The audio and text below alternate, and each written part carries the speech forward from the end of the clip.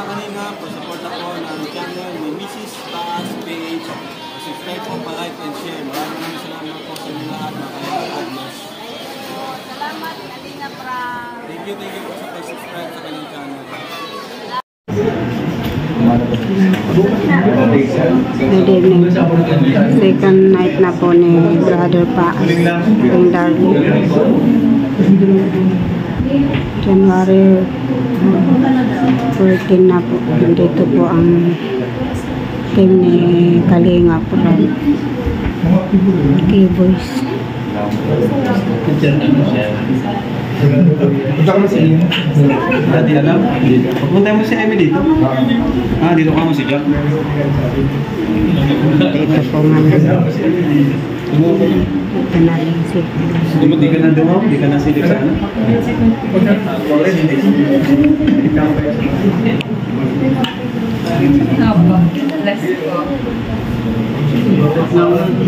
Ito mga second night na po ngayon ni Brother Paas.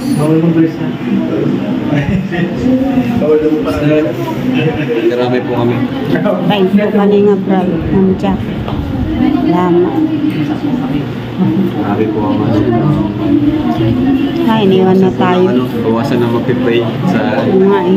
Ma-present na siya. Ma-intercede na siya kay Lord. Doon sa taas na. Sana, PM pa yan sa akin eh. Na-PM pa po siya sa akin lahat. Wala na mag-PM sa akin. Oo nga po. Bible verse pala. Sipag yan si Brother Paas. Opo. Bible verse. Nung umaga ng Sunday, nakapag-send pa yun. Ng mga Bible verse ng Sunday. Mahilig yan. Araw-araw yun. Ano na talaga, ang dami ng mga words na talagang pupunta na siya kay Lord. Bago pa kami napunta ng Kakawa, sa bahay pa lang, may mga na siya. May mga sickness. May mga sinasabi na siya. Ulit-ulit pati sabi niya ay, di ba nakalipat na kami? Sabi niya, December pa lang yun, sige na sabi, di na daw niya ma-enjoy ang bahay. Kasi nga din sa nararamdaman niya. Pero, nang nakakapagtaka nung party pala, grabe ang saya niya. Kasi di ba ako nakasama nun, namalingki ako, gabi na ako nakarating. Nakahanap pa siya nung Yung sa natuwang-tuwa siya yung loyalty award. Nakita ko kasi sa niya sa reels. Sobrang saya, sabi ko. Pala yun na yun ang niya. Ang mas niya. Kaya walang Diyos man lang nakakaalam ng buhay natin eh. Saka yun, prayer naman niya, di na siya maghirap sa nararamdaman niya. Raman naranasan niya yung hirap, yung sakit. Ay, ito pala yung kuya niya, meet mo na yata niya nung pumunta sa bahay. Kanina siya nagdating. Kuya Ruel. Okay lang, Kalinga Prab, video kita para ngayon ako naka-video kanina, nawala sa utak ko nung may video nga pala. Wala nung linggo. Ganda nung pagka-ayos sa kanya. Parang tutulog lang. Pero kung nakita niyo yung katawan niya, wala lang, payat talaga, buto na lang. Tabangan niya dito. Parang na siya, buto na lang talaga. Pag nahalik ako, natagtok yung buto dito eh. Aray.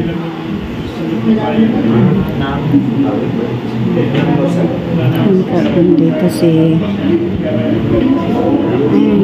meron na pala linagay dito.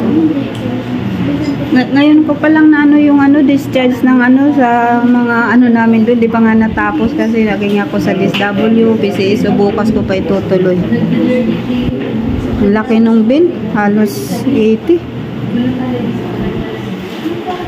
Dito ni Kalinga pa mga ng Kalinga flowers.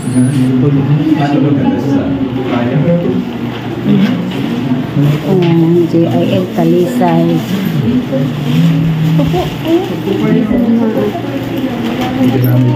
Sige.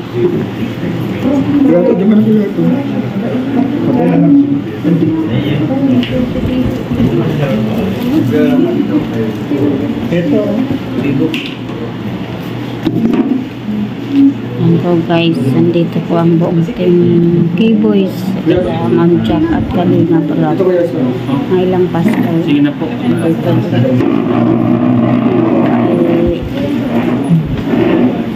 January 14 na po, 2025, second night ng Brother Taas.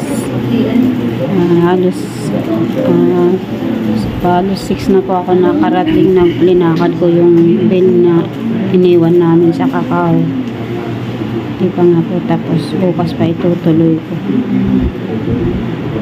Kaya salamat sa Lord, bisita sila Kalinga. Yan po ang aking sister Ate Daisy, at yan po, dumating na po si Kalinga Ido.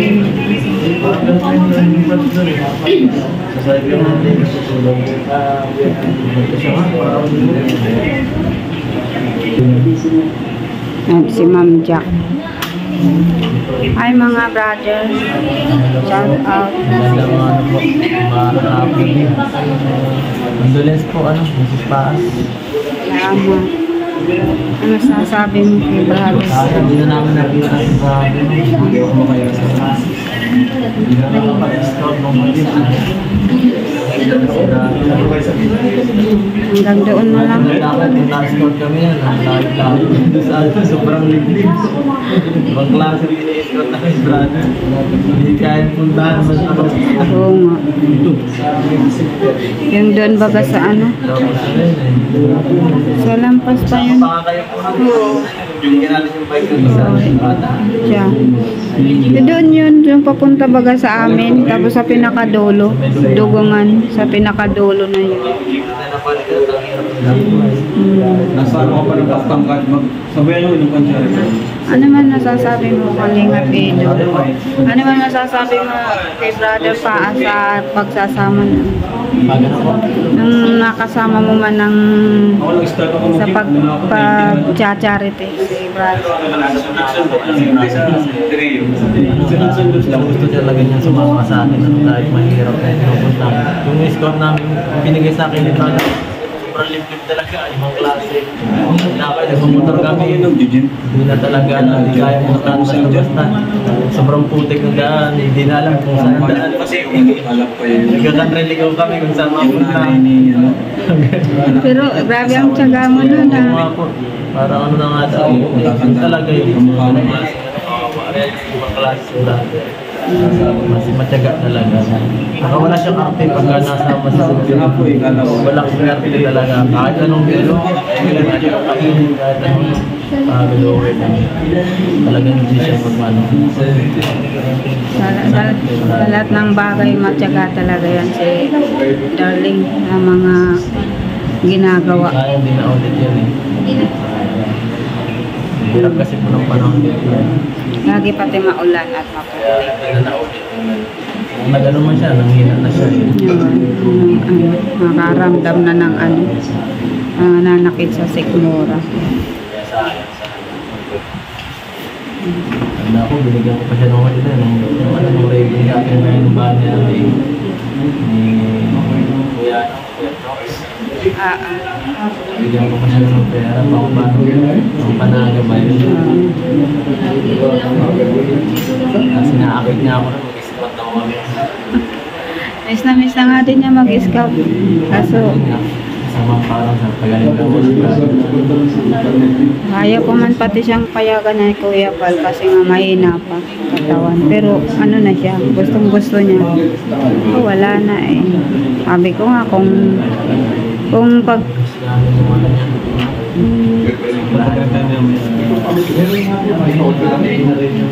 mamimiss mo Alin Brother yung banding. Lagi chat-chat siya sa'yo. Papaalala.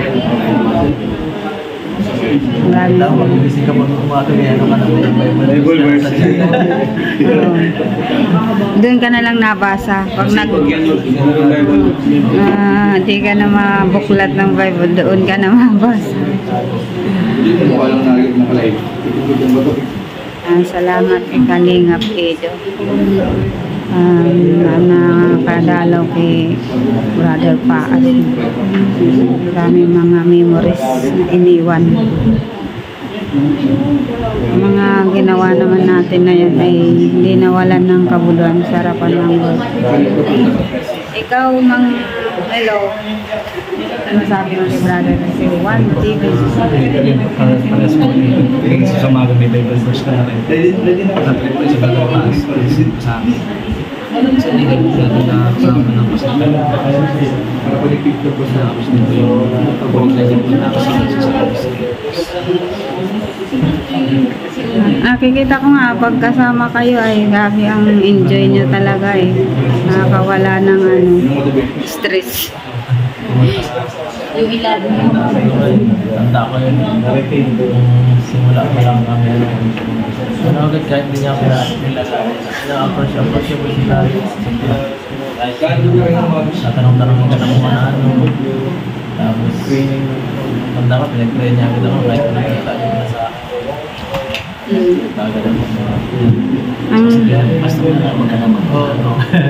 ang nakakatawa baga nung dito pa kami sa inupan naming bahay, bumisita kayo, puro patatawan kasama si Dr. Love. Dito sa inalisan namin, di siya nakakalabas, pumunta kayo sa kwarto. Si Kuya Ruben, ikaw, o Dr. Love, sayang-saya baga nun. Tapos ano siya, parang walang nararamdaman pero nandun lang siya sa higaan. Inaano ka nun kay ano. Siya pa lang, si Kuya Agul. Sila ko yung sila lang ang kasama niya sa kotse eh. Tapos kami naman, ako, si Rabi, si Kuya Jason, si Ian. Yung mga ano dati. Yung mga kauna-unahan. Sama lagi. Baga mga original Kalingap. Yun ang mga nasa ko. Tapos marami na kami kasama sa banda.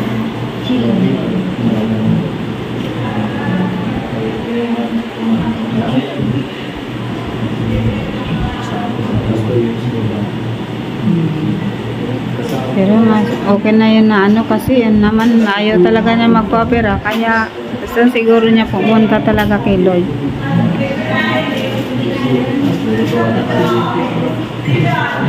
Ngayon ano na siya, wala na siyang sakit naramdaman, tapos na ang ano niya, hirap. Dito pala si Pogi. Ano masasabi mo kay Brother Pastor?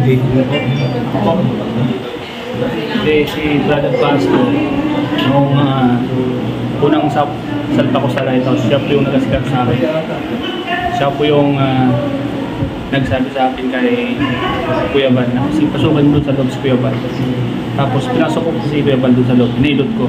Si Brother Pastor nag-assist sa akin pa loob. Ako yung naalala ko sa kanya. Tapos tuwing may lakad si Kuya Van sa mga makasama yung mga pastor, kami dalawa lagi magkasama. Sabi niya sa akin, buti ka pa lagi kasama sa amin. Lagi siya sabi niya. Wala man siya yung Pasko. At pag lagi mo siyang kasama, kilala mo rin siya ng tunay. Sa friendly siya eh. Makwento, makwelo. Pagkasama mo siya lagi, daming info. tungkol sa Panginoon lagi yung nagsishare. sa'yo. Share ka ng mga verse, kung ano-ano. Gawin mo, Palakas. Kaya, ako gusto ko rin yung mga ganun. Gusto ko rin yung may mga ganun kasama. Kasi, mas nakapalapit din ako. Nakapalapit kay Lord. Mas nakikilala mo si Lord. Yan, sa pamagitan ng ano niya. Yun nga lang, siyempre, nakala naman tayo. Naman tayo permanent sa lupa. Kailangan dumadala tayo dito. Yun, lahat naman tayo pupunta dyan. Una-una lang. May mga nilan sa atin kung kailan. Kaya, yun nga, yung masasabi ko. Kaya, lagi lagi lang tayong handa parati. Siya lang nakakaalam. Kasi hindi natin alam kung kailan tayo kukunin ni Lord. Sakit sa wala. Sakit sa wala. Awan nung namatay yung tatay ko yung sakit sa wala. Pero sabi ko dati parang di ko tayo tanggapin. Naisip ko lang parang di ko tayo tanggapin. Pero nung nandiyan na, tanggap ko kasi biglang buhay ang tao. Ano? Ay, kalinga pa ano, bugi na kami mo, iniwan na tayo ni Brother Paas. Salamat. Pero at least di na po siya maghihirap. Di nasasakit yung katawan niya, yung tiyan niya. And inuwalan naman ako na ano siya kasama ni Lord. Kasi grabe yung pagiging ano niya mananampalataya. Grabe yung panalangin niya. Yung nga miss ko sa kanya yung prayer niya. Yung talagang miss ko sa kanya. Kasi every time na magkita kami, palagi na ako pinag-pray. And kapag yun, yung mga Bible verse niya rin na sinasend sa akin yung miss ko. Kaya, nakakalungkot. Pero talaga nasa mga darating yun. Basta kami, dito po ako nakikaramay po. Sige, salamat Kalinga Prab. Dito lang po kami. Salamat. Ngayon ko na anuhin yung, pero nalagi ako na ano pag nagla-live siya, na ano din ako na live. Matagal ko na po kailangan yan. Salamat sa mga natulong mo kay Brother Paas sa amin, yung sa pagtulong sa bahay. Parang siya na rin po yung, palagi ko sinasabi sa kanya, parang siya na rin yung pangalawang tatay. Kasi best friend talaga sila ni Papa. Tuwang-tuwa nga siya eh. Sinabi ko yun? Lagi siyang tuwang-tuwa. Kaya ano, nung hindi ka nakikitang na ano na sa ospital, parang naano siya, nalulungkot. Sabi ko, busy siguro ka kung ma-birthday baga ka ako si Rabay. Ano, kaya mo nakako yun. Sama ka naman nung kako sa prayers. At busy lang. Salamat Kalinga Prab. Ay, si Ma'am Jack. Ma'am Jack, ikaw ang tingin. Sige po. Ano masabi mo, hindi na kayo makapasyal ulit kay Brother Paas? Hindi wala po ako na... Mahal kayo yung buong pamilya, matubang. Mahal nga kayo. Mabalik pa naman po kami dito. Hindi pa ito yung last. Sige. Mahal na family, matubang talaga. Saka di dahil na sa kay Papa Mama nyo, sa inyo, hindi na ano yung bahay namin. Kasi nung nasa tricycle siya, ay talagang kahit isang tuka. Pero nung kinuha siya ni Papa mo, kumbaga nagiriginhawan kaya nagkaroon ng lupa't bahay. Yun ang di namin maano na, kaya pala grabe yung pupursige niya na matapos na yung bahay. Gusto niya makalipat na. Kasi nga yun pala, gusto man din niya na matikman ng ilang days tapos iiwanan. Pero yun nga, talagang parang ano na niya kasi nung nandun na kami. Sige, sabi talaga niya, hindi lang 5 days, mga 10 siguro. Sabi na, hindi ko nararamdaman po talaga niya. Hindi ko na ma-enjoy ang bahay. Nare-review ko man, sabi ko, hindi, ma-enjoy pa natin to ha. Magsasama pa tayo ng matagal. Hindi man siya na nasagot. Sabi ba't nagsasabi, di mo nagsasabi ka niyan? Siguro nararamdaman na ano ko kasi yung gabi yung sakit na minsan pag ina-atake. Tapos sumusuka ng sumusuka. Kahit sa gabi din nakakatulog. Doon naman support ko prayers. Pag nag-pray kami nakakalma. Nakakatulog. Kaya ayun.